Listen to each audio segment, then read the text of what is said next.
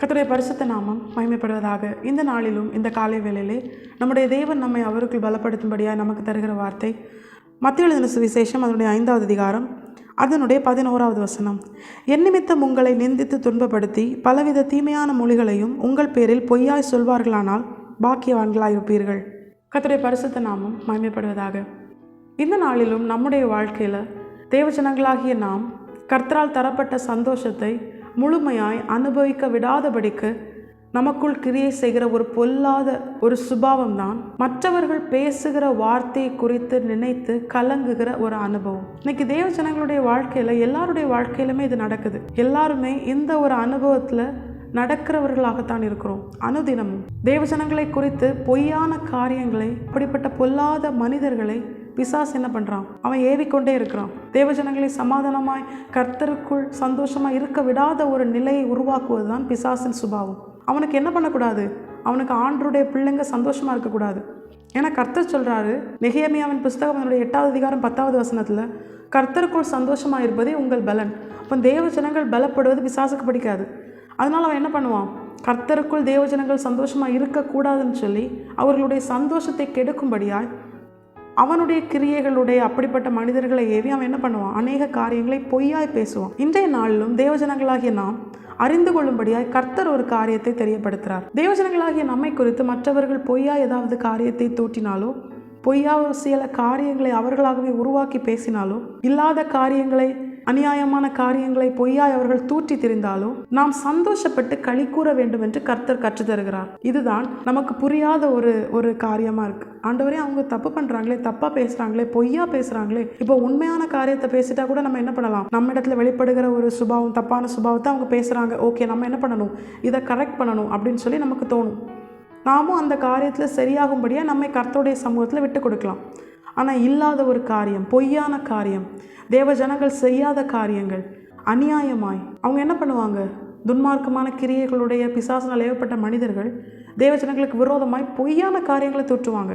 ஆனால் கர்த்தர் சொல்லுகிறார், பொய்யான காரியத்தை எவ்வளவு தூற்ற முடியுமோ அவங்க தூற்றட்டும். ஆனால் நீ என்ன பண்ணு? அப்படிப்பட்ட காரியங்கள் நடக்கும் பொழுது நீ சந்தோஷப்பட்டு களி கூறன்னு ஆண்டவர் சொல்கிறார். ஏன் அப்படி ஆண்டவர் சொல்கிறார் தெரியுமா?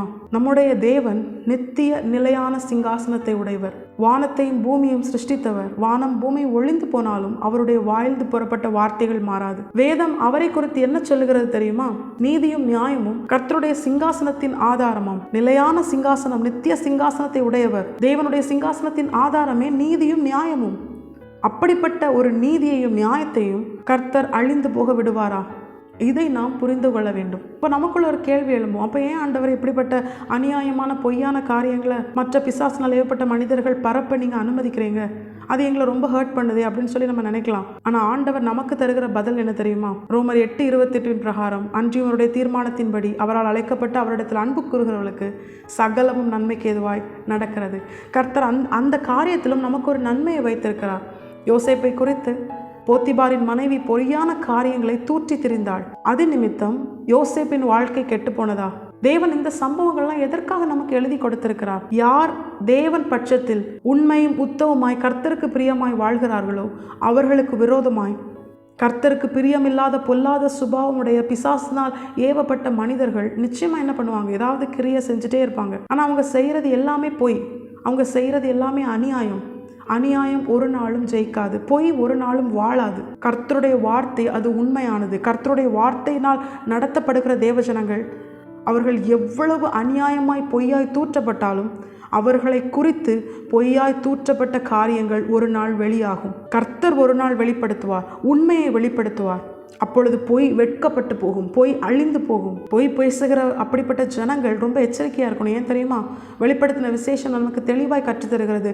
நரகத்துக்கு நியமிக்கப்பட்ட ஜனக்கூட்டத்தில் பொய் பேசுகிறவர்களும் இருக்கிறார்கள்.